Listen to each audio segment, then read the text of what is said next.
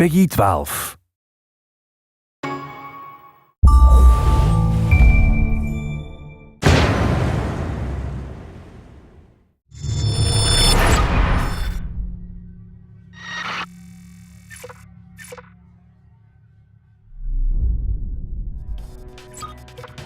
Hello, I'm Julian Gollop. Welcome to the Ghost Recon Shadow Wars gameplay video 1. I'm going to take you through one of the missions later in the game. We've got two ghosts in this mission. First one is Banshee. She's a Recon class. And we've got Duke, who's a commando class. Our objective is to get to this door on the end of the corridor here and open it.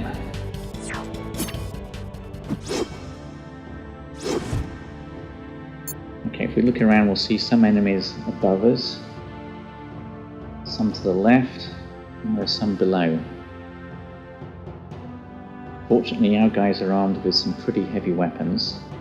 It's a turn-based game, so I'm going to select Banshee here, and I'm going to move her up to attack some enemies on the left. The green squares indicate all the positions that I can actually shoot from, so I'm going to move to this position. Select attack. For a choice of two targets, this one or this one.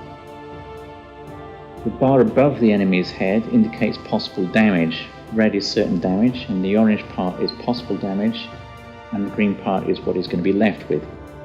So let's select attack and see what happens.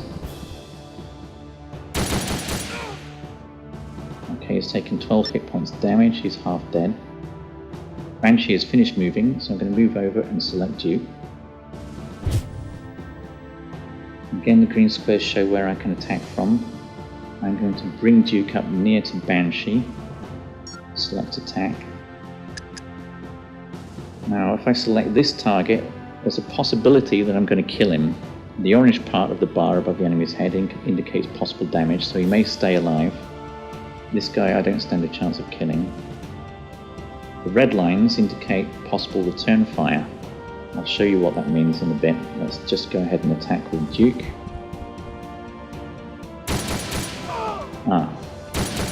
Unfortunately the enemy remained alive, and I got return fire from both of them. This is very important tactically to take into account return fire when you're attacking. At the moment it doesn't matter too much because my guys are very tough, and Duke is taking just a little bit of damage. Banshee nothing yet. So let's end the turn and see what the enemies are going to do.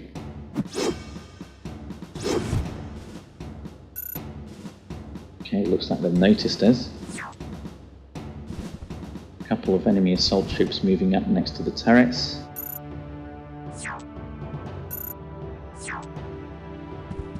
Another assault moving in close to reveal Banshee. The other one attacking Banshee. Normally Banshee cannot be attacked directly because of her camouflage, but if an enemy moves next to her, she becomes revealed. Okay, we've got the gunner drones moving up to the south. Enemy commando. And above us again another enemy commando unit. Some assaults.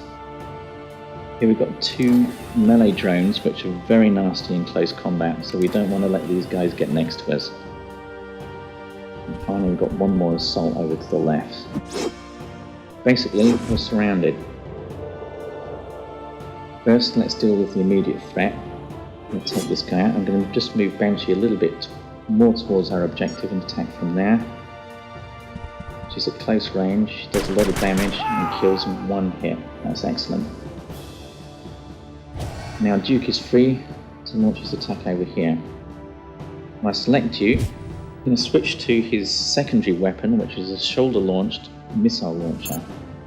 I can't move so far and attack. And if I move here, select attack, I can launch an attack on the line here. It's an area effect weapon, so I should be able to affect 3 targets. Let's see what happens. Excellent, I've taken out one of the turrets and 2 of the defending guards are seriously injured. See what the enemy can respond with. Assault's moving up closer, but they're not in range to attack yet.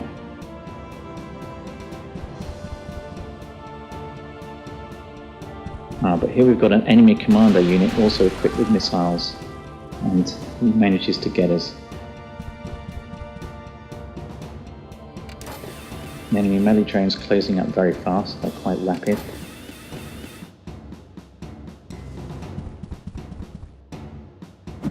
So now I've got to be careful. I'll stick with the main objective. I'll get Banshee probably to attack the guys over on the left. So let's select Banshee. Banshee is equipped also with a secondary weapon. I'll switch to it now. This is an EMP grenade. It's very effective against enemy drones and turrets, but will also do a reasonable amount of damage to enemy soldiers. So again, if I launch in the middle here, attack from this position and see what I can do. Should be able to take most of them out. Yes, excellent, all three are gone. Now this leaves Duke to choose where to attack next. It's a big choice of targets. And now I will probably launch an attack here. So what I'll do is I'll move this way a little bit and I'll select attack position. This means I can select any position in the red area. I can place it here, and because of the area effect it should affect both those enemies. Let's see. Okay, excellent. They're both damaged but not killed.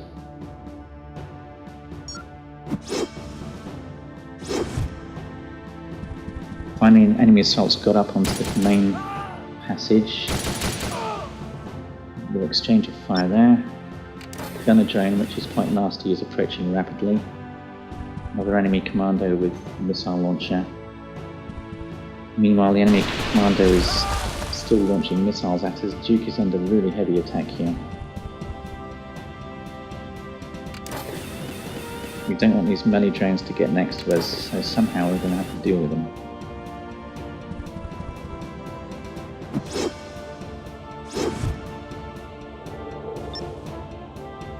Now, unfortunately, Duke is now powered up. Whenever you attack an enemy or kill him, you get some power points. If you look at the blue bar on the bottom left, you'll see it's at 100%. So I'm going to make good use of my power attack. Let's select Duke first. I'm going to launch the power attack into the middle of these guys here. If I move the camera a little bit, you can see they're reasonably well bunched up. Get some return fire from that position. Maybe I can move here, I won't get any return fire.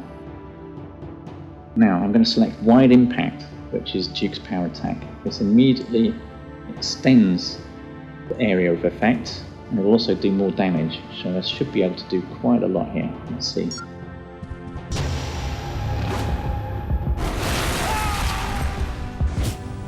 I've taken out 4 enemy targets in one hit, which is absolutely excellent. Okay, Banshee is now clear to get to the door. So let's get up towards the door here and let's see what happens.